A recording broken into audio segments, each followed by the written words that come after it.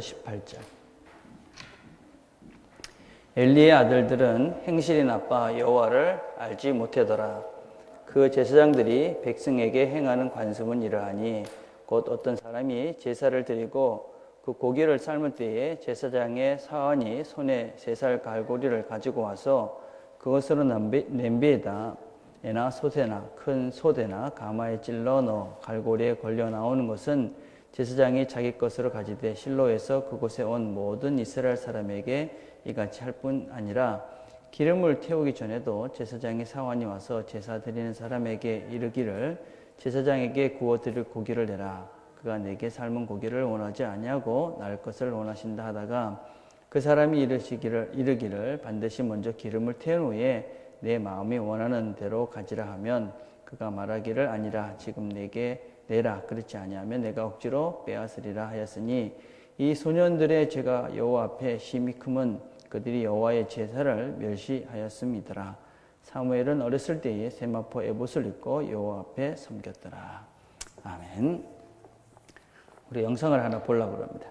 지금 우리 보신 영상은 어떤 영상이냐면 그 호모 아카데미우스, 그러니까 공부하는 인간이라는 KBS에서 나온 어떤 다큐멘터리의 한 부분입니다. 이 영상은 한국에 있는 대치동의 한 학원가의 상황입니다. 지금 몇 시냐면 10시가 넘은 시간입니다. 10시가 넘어서 이제 집에 마치고 이제 집에 가는데 이 아이들을 이제 인터뷰를 한 겁니다. 인터뷰를 하는데 이제 뒤에 내용들이 어떤 것이 나오냐면 몇 시에 자냐? 그러니까 보통 뭐 1시. 몇 시에 일어나냐? 그러니까 뭐 5시, 6시. 뭐 이렇게 일어나서 이제 학교 간다. 여러분 인터뷰에서도 뭐라고 그러냐면 뭐 다른 애가 성적이 내보다 좋으면 기분이 나쁘고 성적이 나빠지면 기분이 좋다. 뭐 이런 이야기를 이제 하는 것입니다. 이 영상을 보면서 여러분 어떤 생각이 드셨습니까? 좀 이렇게 마음이 좀 참 안타깝지요. 그죠? 참 그 12살, 13살. 그러니까 초등학교 뭐 우리 6학년, 뭐 고1 정도, 중1밖에 안 되는 아이들이 주로 이제 하는 이 일들이 그것입니다. 아마 부모님들, 이 아이들의 부모님들은 아이들의 교육에 아주 전념하시는 분이라고 생각합니다. 그렇죠? 교육에 최선을 다하고 있다. 이렇게 생각을 할 것입니다. 근데 과연 이 부모님들은 지금 교육을 하고 있는 걸까? 교육. 예. 여러분 생각하기에 교육이 뭐라고 생각합니까? 교육. 우리나라 부모님들은 세계 어느 나라 부모님들보다도 교육에 열심히 있는 분입니다. 근데 그분들의 교육은 좋은 학원에 보내는 것이라고 생각을 합니다. 좋은 학원을 찾아서 그 좋은 학원에 보내면 부모로서 교육을 최선을 다했다. 그래서 그 좋은 학원에 보내기 위해서 부모님들은 열심히 일하십니다. 그래서 그 남편도 일하고 아내도 일하고. 그래서 좋은 학원에 보내면 참 성공을 했다. 그리고 그 좋은 학원에 다니다가 좋은 대학에 가면 이제 이름 있는 대학에 가면 참 잘했다. 이렇게 생각을 합니다. 근데 과연 이게 교육인가 하는 것입니다. 교육. 우리가 이제 첫째 주는 가정에 대해서 우리가 이제 어떻게 자녀를 앞으로 키우고 우리 자신이 어떻게 될까 이런 이야기들을 나누는데 오늘은 교육이 뭔가에 대한 이야기를 잠깐 좀 하려고 합니다. 교육이 뭘까? 교육은 과연 그렇게 학교 보내는 것이 교육일까? 학교에 가서 지식을 배우는 것이 교육일까? 코메니우스라는 종교 개혁자이며 이 신앙인이었던 이 종교 시기의 교육학자 이런 얘기를 했습니다. 하나님의 형상으로 만들어진 인간에게는 하나님께서 3가지 특별한 능력을 주셨다 그랬습니다. 첫째는 생각할 수 있는 사고, 그 다음에 말을 할 수 있는 언어, 그 다음에 우리가 행동할 수 있는 것, 이렇게 3가지를 줬습니다. 그리고 이 3가지 특별한 능력을 행하기 위해서 하나님께서는 사고를 하기 위해서 사물을 관찰할 수 있는 눈과 그 다음에 언어를 말할 수 있는 혀, 그리고 그 행위를 또 생각한 것들을 본 것과 이 말하는 것들을 행동할 수 있는 손을 주셨다. 그렇게 얘기했습니다. 그리고 이 3가지 능력을 바르게 수행할 수 있도록 또 우리에게 3가지 도구를 주셨는데 그것이 첫 번째는 인간의 정신을 주셨습니다. 두 번째는 자연이라는 환경을 주셨습니다. 세 번째는 우리에게 성경을 주셨습니다. 그래서 우리는 이 인간들은, 이 사람들은 이 하나님께서 우리에게 주신 이 인간의 이 정신, 이것을 잘 활용하기 위해서 이성이라는 것이 있습니다. 그리고 우리에게 주어진 이 환경을 잘 이해하기 위한 감성이라는 것이 있습니다. 그리고 하나님의 말씀인 성경을 잘 이해할 수 있는 믿음이라는 것이 있는데, 이 세 가지의 것을 균형 있게 잘 발전시켜 가는 것이 무엇이냐? 이것이 교육이다 그랬습니다. 그러니까 교육이라는 것은 지금 한국 또 많은 사람들이 생각하는 학교에 가서 그냥 어떤 지식, 어떤 knowledge를 우리가 배우는 것이 교육이 아니라, 그것도 우리가 필요한 한 부분이죠. 그죠? 이성을 우리가 생각할 수 있는 그런 능력을 키우는 것도 분명히 중요하지만, 우리가 세상을 보면서 느낄 수 있는 감성을 제대로 키워가고, 그리고 무엇보다도 이 땅의 모든 것들을 만드신 그 하나님을 알아갈 수 있는 그 신앙을 키워가는 것, 이런 세 가지의 것들이 균형 있게 발달할 때 그것은 온전한 교육이다, 그렇게 이야기를 한다는 것입니다. 근데 우리는 사실은 그냥 교육 그러면 너무나 막연한 생각을 했다는 것이죠. 그리고 이 부쉐넬이라는 교육학자는 그런 교육의 현장이 어디냐? 그것이 바로 가정이다, 이렇게 얘기했습니다. 가정이다. 그래서 우리가 아이들의 이성과 감성과 신앙을 키워줘야 되는 그 책임을 누가 갖고 있느냐? 그것이 바로 가정에 있는 부모들이다, 이렇게 이해하는 것입니다. 여러분, 왜 믿는 자손, 이 모태신앙, 왜 유아세를 하는가? 왜 유아세를 하는가? 이 부셀렐이라는 분이 또 이렇게 얘기했습니다. 부모의 영적인 유산이 유기적으로 흘러가는 곳이 가정이다, 그렇게 얘기했습니다. 유기적이라는 말은 무엇이냐면, 이 서로가 아주 밀접하게 연관이 돼 있어서 서로 뗄 수 없는 관계에 있는 그런 관계를 유기적 관계다, 그렇게 이야기합니다. 그러니까 부모와 자식은 뗄 수 없는 그런 유기적 관계에 있는 존재이기 때문에 우리가 어린아이가 태어나면 세례를 주는 것입니다. 왜냐하면 부모의 신앙이 자녀에게 자연스럽게 흘러간다는 믿음이 우리에게 있기 때문에 자녀들에게 그렇게 세례를 주고, 이 신앙, 내가 가지고 있는 신앙을 자녀에게 자연스럽게 이렇게 물려주겠습니다. 그런 고백과 그런 믿음으로 세례를 주는 것이지요.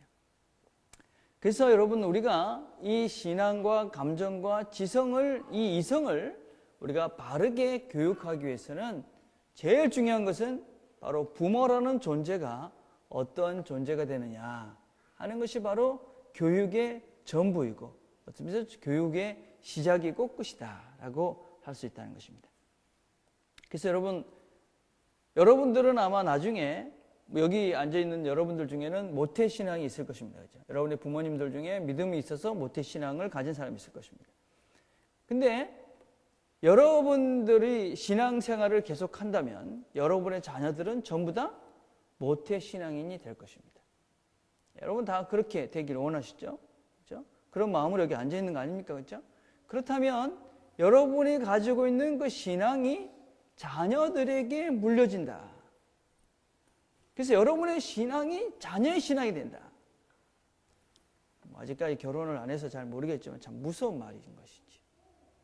그래서 내가 어떠한 존재가 되느냐 하는 것이 바로 우리 자녀들의 신앙의 근거가 될 수 있다는 것을 명심할 필요가 있습니다.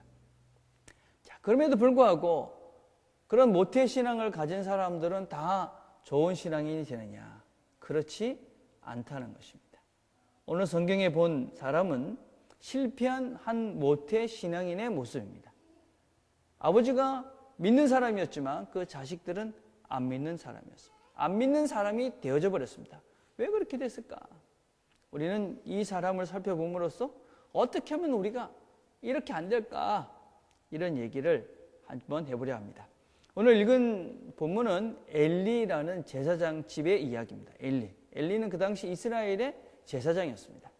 제사장 당연히 하나님을 잘 믿는 사람이죠. 제사를 드리고 어떤 면에서 이 모든 이스라엘의 심하게 얘기하면 모든 그 지금과 같으면 어떤 면에서는 뭐 대통령과 같은 역할도 하고 법관의 역할도 하고 모든 것들을 이렇게 다스렸던 그런 사람이었습니다. 엘리라는 사람은.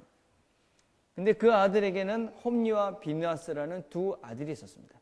근데 이 두 아들이 그 하나님을 예배하고 주도하고 나라를 다스리고 했던 그 믿음에 제일 중요했던 그 엘리의 두 아들이었던 홈리와 비느하스가 결국은 신앙을 잃고 하나님이 없는 삶을 살다가 하나님의 진노를 받아서 하나님에게 죽임을 당합니다. 왜 그랬을까? 왜 이 가정은 그렇게 망했는가? 왜 신앙의 아름다운 유선이 그렇게 못 물려졌을까? 같이 생각을 해보려 합니다. 첫째, 이 아들들은, 이 가정은 예배를 실패한 가정이었습니다. 여러분 사무엘상 2장 12절과 17절 보면 엘리의 아들들은 행실이 나빠 여호와를 알지 못하더라. 그리고 17절에 보니까 이 소년들의 죄가 여호와 앞에 심히 크면 그들이 여호와의 제사를 멸시함이더라. 하나님을 알지 못했다. 제사를 멸시했다. 하나님을 알지 못하니까 뭐 예배를 안 드리는 건 당연한 거 아니겠습니까? 그죠? 예. 예배를 멸시하니까 뭐 하나님을 알 수가 없는 것이죠. 뭐 모태신앙이니까 어쩔 수 없이 교회 와서 앉아있는 사람이 있을 수 있습니다. 근데 그래도 그 사람이 그래 어떤 게 나도 하나님에 대해서 좀 알아보자 이런 마음으로 앉아있으면 그래도 그 사람이 하나님을 알 수 있는 찬스가 생길 수 있는데 그 예배 자체를 멸시한 것입니다. 이게 뭐 그냥 뭐 그런 거지 이렇게 됐다는 것입니다. 자, 다르게 이야기하면 이렇게도 이야기할 수 있습니다. 우리가 예배를 멸시하는 자, 그 사람은 하나님을 알지 못하는 자다라고도 얘기할 수 있는 것이죠. 여러분 예배가 뭡니까? 예배를 잘 이해해야 됩니다. 여러분. 예배는 참 복잡한 개념이긴 하지만 심플하게 여러분 예배는 구약에서는 제사였습니다. 제사를 왜 드렸느냐면 이 사람들이 죄를 지은 것입니다. 그렇죠? 그래서 죄를 지면 괴롭잖아요. 하나님께 죄를 지었기 때문에 그 죄를 지은 그 대가를 짐승에게 전가해서 그 짐승을 죽이고 그 짐승의 피를 흘려서 자기의 죄를 대신하고 그러고 난 다음에 제사의 핵심은 피를 흘리는 것이 아니라 더 중요한 것은 무엇이냐면 그 다음에 하나님을 만나는 것입니다. 여러분 우리가 예배를 드리러 제사를 드렸던 모든 전체적인 그런 여러 가지 절차들 그것은 하나님을 만나기 전에 우리 자신을 깨끗게 하는 행위들이었습니다. 그래서 짐승을 가지고 가서 짐승을 죽이고 피를 뿌리고 하는 것은 이제 내가 죄인입니다. 이 죄를 하나님 용서해 주십시오. 그것입니다. 그러고 난 다음에 중요한 것은 하나님을 만나는 것입니다. 예배가 뭐냐? 예배는 하나님을 만나는 시간입니다. 자, 근데 우리는 지금 어떻게 예배를 드립니까? 여러분들 중에 아무도 뭐 동물 들고 와가지고 뭐 이렇게 안 하죠. 그죠? 그냥 와요. 왜 그렇습니까? 우리가 예수 그리스도께서 우리를 대신해서 피를 다 흘려주셨기 때문에 우리는 예수 그리스도의 공로를 힘입어서 와서 예배를 드립니다. 왜 예배를 드린다고요? 하나님을 만나기 위해. 우리가 하나님을 만나는 시간이 예배 시간입니다. 그래서 예배는 하나님의 임재를 우리가 구체적으로 느끼고 경험하고 그리고 우리 모두가 이 시간을 통해서 하나님을 경험하는 것이 예배의 핵심입니다. 하나님께서 뭐라고 우리에게 약속을 하셨냐면 예배에는 여러 가지 이유가 있지만 이것이 핵심입니다. 요한복음 4장 23절에 보면 아버지께 참되게 예배하는 자들은 영과 진리로 예배할 때가 오나니 곧 이때라. 아버지께서는 자기에게 이렇게 예배하는 자들을 찾으시느니라. 하나님께서는 우리가 예배를 드리는 자를 찾으신다라고 이야기합니다. 여러분 예배는 무엇이냐? 하나님이 찾으시는 그 일을 하는 것입니다. 여러분 우리가 예배를 드린다 하는 이 예배라는 말은 사실 서비스라는 말입니다. 봉사한다는 말이죠. 그래서 우리가 예배를 우리가 있는 처소에서 어디 곳에서도 예배를 드릴 수 있습니다. 일터에서도 가정에서도 여러분 다 예배를 드릴 수 있습니다. 그렇지만 이 예배 시간은 우리가 하나님과 집중하면서 하나님께만 올려드리는 시간입니다. 여러분 사실은 우리가 모든 곳에서 예배하는 시간입니다. 여러분 식사하면서도 예배할 수도 있고 일하면서도 예배할 수 있고 여러분 가정에서도 예배할 수 있습니다. 그렇지만 일하면서 예배하는 것은 하나님께만 집중하지는 않습니다. 여러분 먹고 살아야 되니까 여러분도 생각하고 그 일하는 사람도 생각하고 그렇게 일하지. 여러분 뭐 기도하는 시간 모든 것들이 그렇습니다. 그렇지만 이 시간은 우리가 예배하는 시간으로 떼어놓는 이 시간은 우리 모두가 하나님께만 집중하는 시간입니다. 그래서 이 시간을 통해서 우리는 하나님을 만나는 것입니다. 이 예배 시간에 우리가 함께하는 이 시간에 하나님을 만나지 못하고 하나님을 체험하지 못한다면 우리가 다른 곳에 가서 하나님을 만나는 것은 훨씬 더 어렵습니다. 그래서 우리는 이 예배가 바로 하나님을 경험하고 하나님을 만나는 시간이기 때문에, 그렇죠? 그래서 이 하나님에게 집중할 수 있는 이 시간이 중요한 것이죠. 그래서 이 하나님께 집중하고 하나님만을 위한 시간을 내는 이 사람, 이렇게 헌신된 하나님을 중심으로 사는 이 사람을 하나님은 찾는다, 그렇게 말씀하고 있는 것입니다. 그래서 우리가 하나님께 집중하고 사는, 하나님께 내 시간을 내어놓고 하나님 만나기를 원합니다 라는 구체적인 나의 고백, 삶의 모습, 그것이 바로 예배입니다. 그래서 예배를 우선하는 삶이 바로 하나님을 중심하는 삶이 되는 것이죠. 여러분, 예배를 실패하면 자녀 교육도 실패할 가능성이 참으로 많이 있습니다. 여러분, 우리 주일에 이런 통계가 있습니다. 유년주일학교부터 다니던 아이들이 대학까지 가서 남는 가능성이 10%밖에 안 된다고 합니다. 그러니까 90%가 주일학교 다니던 아이들 중에 90%가 교회를 떠난다고 합니다. 왜 그럴까요, 여러분? 예. 학원이 예배보다 우선하잖아요, 그죠? 대학이 하나님보다 우선하잖아요, 그죠? 뭐 여행이 우선이고 일하는 것이 우선이고 뭐 이러니까 하나님이 그렇게 중요하지 않는 것이죠, 그죠? 여러분들이 저는 공부도 하지 말고 예배만 다 그거 아니죠, 그죠? 여러분 공부도 열심히 하시고 일도 열심히 하시고 여행도 가시고 다 하시길 바랍니다. 그렇지만 거기서 예배하길 바랍니다. 여러분이 있는 곳에서 예배 시간을 정하고 예배를 해야 됩니다. 어디 가든지 이 예배가 중심이 되게 해야 됩니다. 여러분, 하나님을 중심으로 살고 있는 것, 예배를 잘 드리는 사람은 압니다. 여러분, 예배를 잘 드리면 우리가 서로 아는 것이죠. 제일 먼저 아는 건 누구냐면 내가 압니다. 내가. 예배를 우선으로 하는 사람은 내가 하나님을 우선으로 하면서 산다는 것을 내가 안다는 것이죠. 만약에 예배를 우선하지 않고 예배가 두 번째, 세 번째, 네 번째 이렇게 되면 나도 예배가 중심이 아니다는 걸 나도 알고, 내가 하나님이 내 중심에 하나님이 없다는 것도 내가 알고, 그러니 남도 알고 자녀도 알고 그렇게 되는 것이죠. 여러분, 아프리카에는 사춘기가 없다고 그래요. 사춘기가. 왜 그럴까요, 여러분? 그 사람들은 같이 살기 때문에 사춘기가 없어요. 여러분, 사춘기라는 것이 무엇이냐면 어릴 때는 이 어린 아이들이 부모님 말씀만을 막 듣고 이렇게 자랍니다. 근데 어느 순간이 되니까 부모님의 세상과 나의 세상이 다른 것입니다. 그죠? 그래서 왜 부모님의 그 세상의 이야기를 자꾸 나한테 강요해요?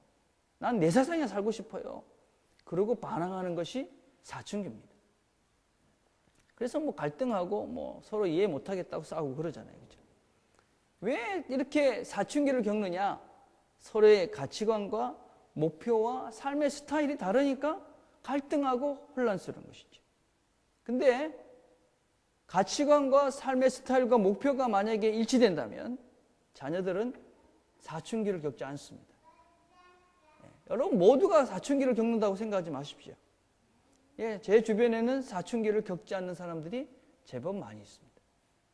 왜냐하면 우리의 어떤 가치관과 생각과 목표와 삶의 우선순위를 일정하게 하기 때문에 헷갈리지 않는 것이죠. 그죠? 여러분, 왜 예배를 중심으로 하라? 예수를 안 믿어도요, 솔직히. 예수를 안 믿어도 여러분의 삶의 중심이 있어야 됩니다. 중심. 그것을 만약에 가정이 공유할 수 있다면 아마 혼란스럽지 않을 것입니다. 근데 이 세상에 그런 가치관을 가지고는 중심을 잡을 수가 없죠. 여러분, 예배가 중심이라는 것은 하나님이 중심이라는 것이죠. 그래서 하나님이 중심이 돼서 우리의 삶의 모든 것들을 맞춰간다면 거기엔 혼란이 전혀 없다고 할 수 없겠지만 그렇게 크지 않을 수 있는 것이죠. 근데 중심이 없으니까 혼란스러운 것이죠. 우리 교회는 패밀리 인터그레이트 처치라는 것을 추구하고 있습니다. 여러분, 이게 별거 아닌 것 같아도 참 중요한 것입니다. 여러분, 우리 같이 예배를 드리는 것입니다. 우리 아이까지 5살 된 애가 없기 때문에 같이 안 예배, 5살 되면 우리 아이들을 같이 예배 드릴 생각입니다. 같이 생각을 공유하는 것이죠. 그렇죠? 신앙교육은 가정에서 하는 것입니다. 가정이 성전이다. 같이 예배를 드리고 같이 생각을 나누고 그죠? 목표를 정하고 하나님 중심된 삶을 살고 그래서 함께 우리가 이렇게 모든 것들을 나눠 간다면 혼란스럽지 않은 것이죠. 그래서 먼저 여기 있는 여러분들이 먼저 여러분의 삶의 중심을 바로잡고 그 중심을 향해서 바르게 걸어갈 수 있어야 이 나중에 여러분의 자녀들도 혼란스럽지 않다는 것입니다. 여러분 하루의 시간을 어떻게 결정합니까? 하루가 어떻게 나눠져 있습니까? 아침, 점심, 저녁 이렇게 나눠져 있잖아요. 뭘 중심으로 나눠져 있습니까? 밥 먹는 걸 중심으로 나눠져 있죠. 그렇잖아요. 아침밥, 점심밥, 저녁 이렇게 잖아요. 그죠? 왜 그럴까요, 여러분? 중요하니까 그렇죠. 그죠? 먹는 게 중요하니까 중요한 걸 중심으로 하루가 나눠져 있는 거예요. 그래서 아침, 점심, 저녁 정말 중요한 것입니다, 여러분. 여러분 일주일은 예배를 중심으로 그렇게 여러분의 삶의 기준을 잡고 살길 바랍니다. 예. 중요한 것을 우선으로 하잖아요. 그죠? 예배가 여러분의 삶의 우선이 된다면 여러분의 자녀들은 정말 여러분의 자녀들은 이런 잃어버린 자가 아니라 신앙 가운데 바르게 살아가는 좋은 크리스찬이 될 것입니다. 자, 그런데 더 중요한 것은 무엇이냐면 예배를 중심으로 하는 것도 중요하지만 예배를 그냥 보기만 해서는 안 된다는 것입니다. 여러분 사무엘상 1장 3절에 보면 이 사람이 매년 자기 성읍에서 나와서 실로에 올라가서 만군의 여호와께 예배하며 제사를 드렸는데 엘리의 두 아들 홈니와 비느하스가 여호와의 제사장으로 거기에 있었더라.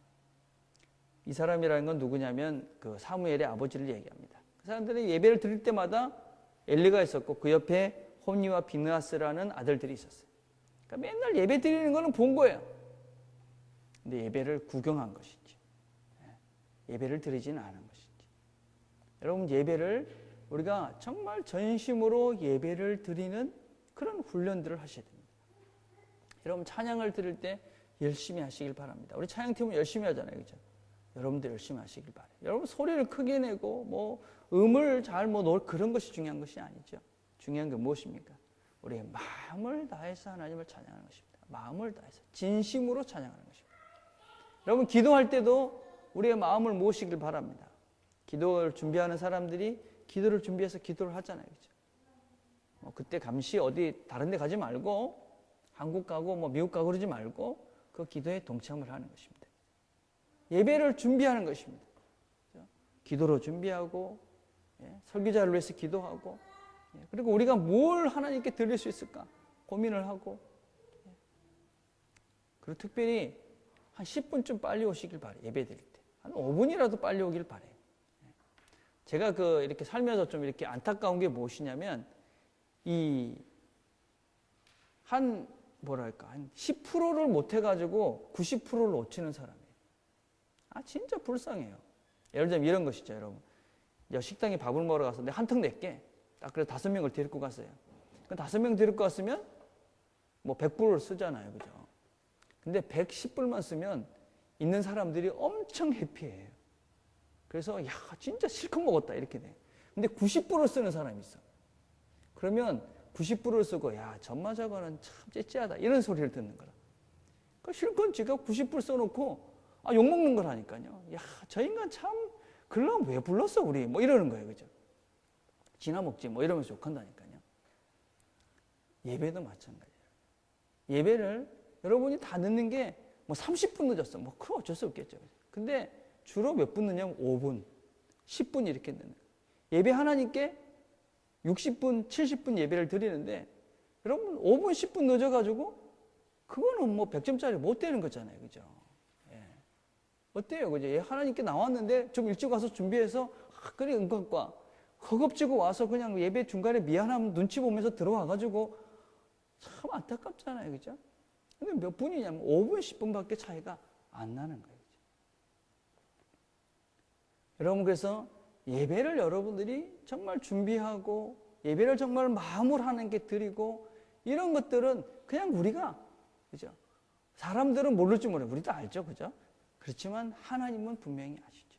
그래서 여러분들이 하나님께 그런 마음으로 예배를 드리면 하나님 여러분 마음을 받으시는 것이고 하나님이 여러분을 만나시는 것이고 그렇게 우리의 삶이 그죠? 풍성해지는 것이죠. 일주일 동안 세상에 살면서 여러 가지 복잡한 것들이 많이 있었는데, 그래서 하나님을 잊어버리고 그냥 내 혼자 막 살았는데, 와서 하나님의 위로를 받고 하나님이 나의 마음을 만져주고 내가 이해할 수 없는 그 신비로운 것들이 나를 건드리고, 그러고 다시 힘을 내서 그래 해보자. 그리고 우리가 돌아가는 거잖아요. 여러분 뭐한다 여기 앉아 있겠어요, 그죠? 바로 그걸 우리가 누리기 위해서 여기 오는 거예요. 그럼 그건 여러분의 마음이 얼마나 준비되고 얼마나 하나님을 여러분이 간절히 소망하느냐, 거기에 그것이 결정이 되는 것이죠. 그래서 예배를 드리시길 바래요. 마음을 다해서 예배를 드리십시오. 그러면 하나님이 찾아오시는 것입니다. 그러면 우리가 하나님께서 함께 하시는 것을 경험하고 예배자의 삶을 살고, 그렇게 그런 것들이 우리를 성장하게 되니까 나중에 자녀들을 그 시간에 안 보낼 수 없는 것이죠. 그 시간에 가면 하나님이 만나고 하나님에게 힘을 받는데 왜 우리 자녀를 안 보내겠어요? 그죠? 왜 그것이 삶의 우선이 안 되겠어요? 그래서 예배의 삶의 중심을 잡고 하나님을 삶의 중심을 잡고 살면 우리도 성공적이고 우리도 하나님 앞에서 바른 삶을 살고 우리 자녀들도 그런 삶을 살 수 있게 될 것입니다. 자, 두 번째, 이 가정의 실패는 무엇이냐? 아버지의 권위의 상실이다. 그렇게 얘기합니다.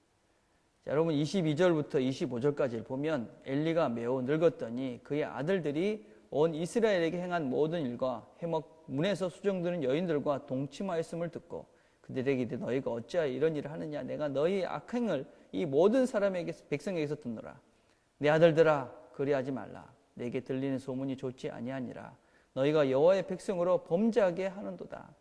사람이 사람에게 범죄하면 하나님이 심판하시려니와 만일 사람이 여호와께 범죄하면 누가 그를 위하여 간구하겠느냐 하되 그들이 자기 아버지의 말을 듣지 아니하였으니. 가정에서 제일 중요한 사람은 다 중요하지만 아버지입니다. 여러분, 아버지. 그럼 아버지가 왜 중요하냐? 우리 지난주에 아내에 대해서 같이 말씀을 나눴잖아요. 지난달에. 그죠? 여러분, 아내는 생명의 근원이라고 그랬습니다. 그죠?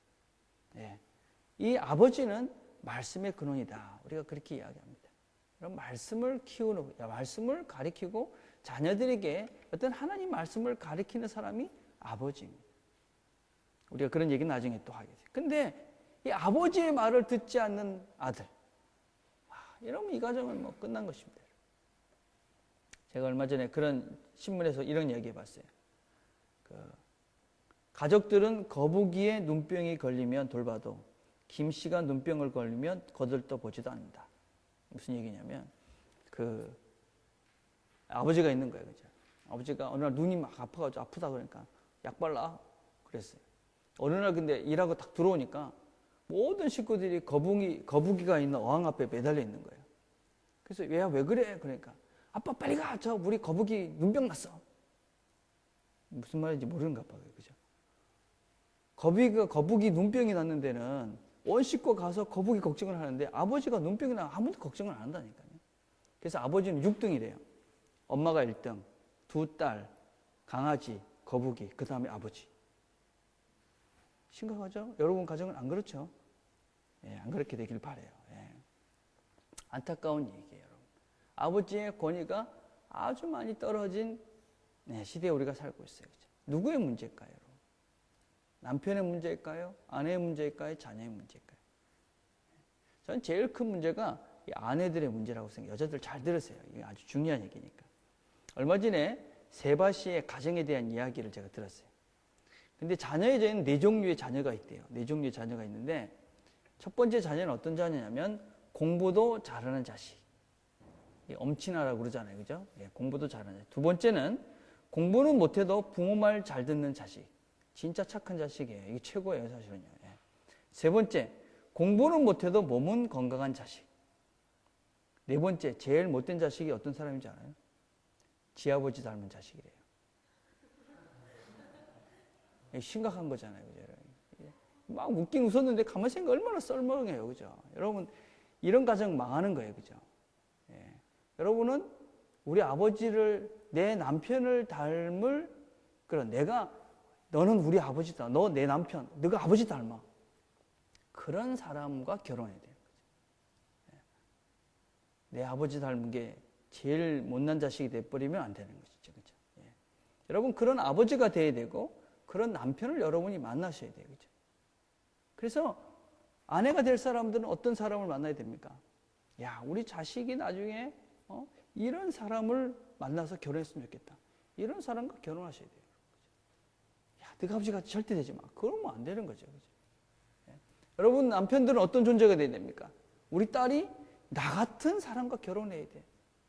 뭐 이런 사람이 돼야 되는 것이죠. 그래서 아내들이, 여자들이 잘 들으셔야 됩니다. 절대로 남편의 권위를, 그렇죠? 남편의 존경하는 이것을 멈춰버리면 그 가정은 망하는 것입니다. 저는 우리 한국 사회가 많이 그렇게 병들어 있죠. 그죠? 남편에 대해서 무시하고 뭐 이상한 것들이 많아요. 그죠? 절대 행복하지 못합니다.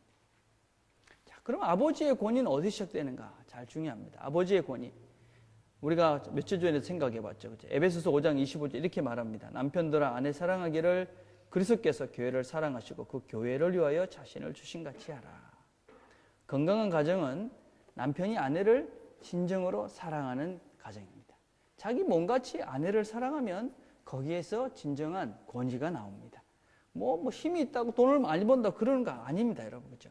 예. 그냥 아내를 잘 사랑하면 아내로부터 존경을 받는 것이고, 그러면 그 가정은 남편의 권위가 서는 것입니다. 그죠? 예.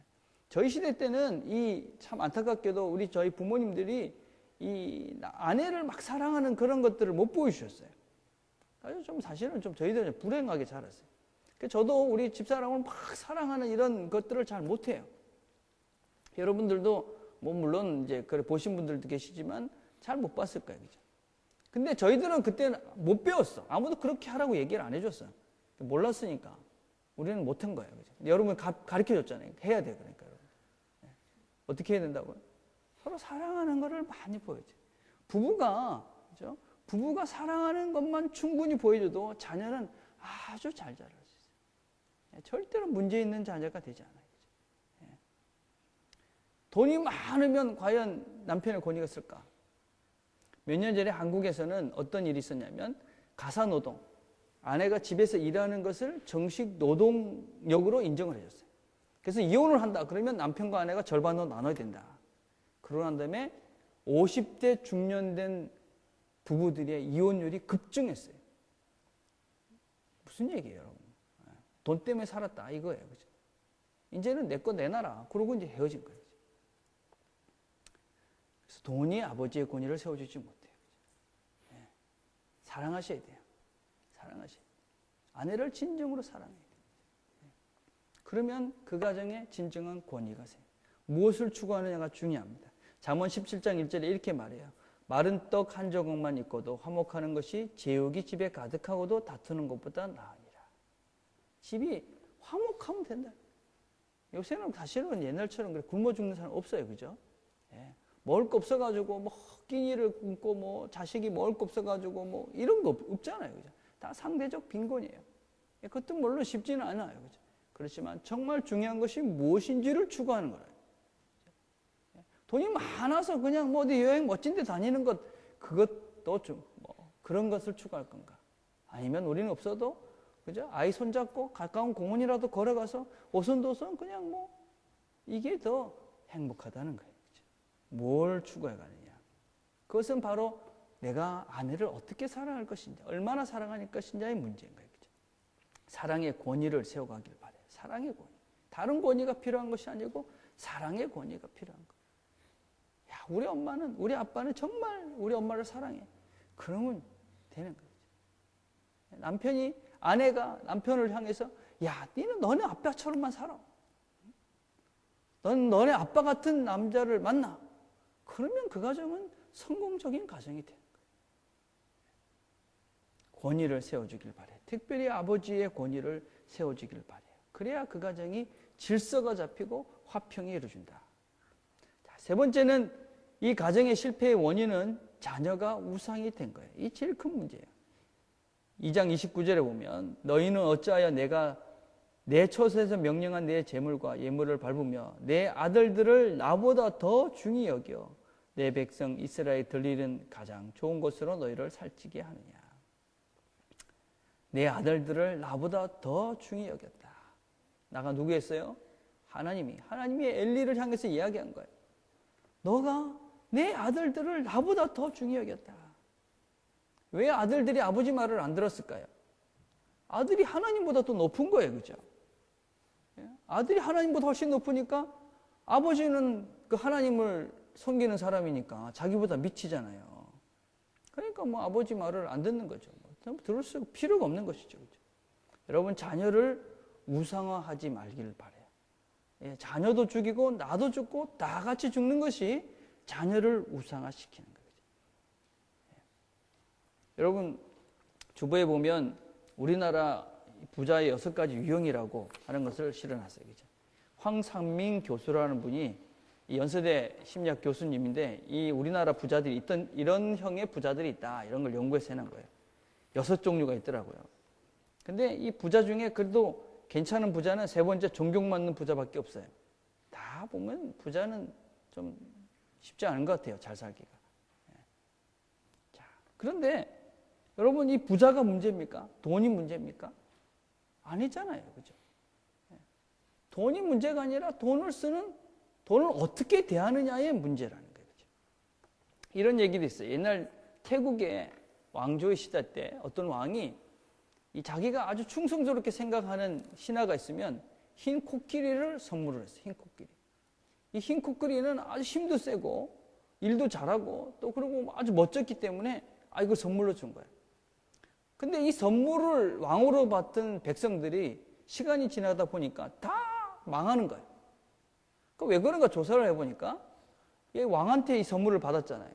그러니까 이 코끼리를 위해서 집에 정원을 만들고 코끼리를 위해서 좋은 먹을 걸 주고 막 이러면서 코끼리를 가지고 일을 하고 뭔가 하지 않고 이 코끼리를 잘 숭배를 자꾸만 하는 거예요. 그래서 결국 망한 거예요. 그래서 나중에는 왕이 그랬대요. 자기한테 말 안 듣는 신하한테 이 코끼리를 선물로 준 거예요. 여러분, 자녀는 하나님께서 우리에게 주신 가장 좋은 선물이에요. 근데 이 선물이 우상이 되면, 그렇죠? 그 우상이 돼서 그것이 사단의 도구가 되어지면 너도 망하고 나도 망하는 것이죠. 그렇죠? 여러분, 그래서 우리가 이 자녀들이 우상이 되지 않도록 정말 애를 써야 돼요. 쉽지 않은 거예요. 그죠? 특별히 이 세대는 더 심하죠. 그죠? 아마 여러분들도 많이 우상이 됐을 거예요. 그죠? 여러분 부모님들의 우상이었대요. 정신들을 차려야 되는 것이지. 예. 그러기 위해서는 우리가 먼저 내가 지금 하나님과의 관계를 바르게 해야 됩니다. 그죠? 예. 하나님을 바르게, 올바르게 알아야 됩니다. 그리고 내가 하나님보다도, 그죠? 더 사랑하는 것이 생기지 않도록 해야 됩니다. 우리가 명심해야 될 것이 무엇이냐면, 하나님은 나를 사랑하시고 또 하나님은 우리 자녀도 사랑하십니다. 내가 우리 자녀를 사랑하는 것보다 하나님이 더 많이 사랑하시고 더 많이 알고, 그렇기 때문에 하나님이 이 자녀를 더 사랑하기에 하나님께 맡기는 것이 훨씬 더 낫다는 것을 우리가 알아야 됩니다. 그것을 어떻게 깨달을 수 있느냐? 내가 하나님을 정말 사랑하고 하나님이 나를 얼마나 사랑하는지를 알면 하나님께 맡길 수가 있는 것이죠. 그걸 모르니까 못 맡기는 거예요.